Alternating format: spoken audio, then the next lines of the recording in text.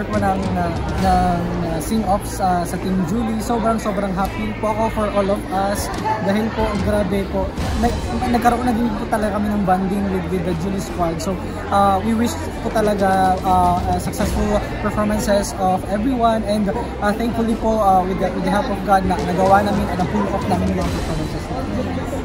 Sobrang saya, sobrang flattered kasi di ba ang ganda ng mga comments nila, and rest assured we will all take it positively and we will do pang more. Feeling ko finals na eh. Para kung nanonood ng isang magarbong play, walang sapawan, and it really blends smoothly. Nakaka-proud kayong dalawa.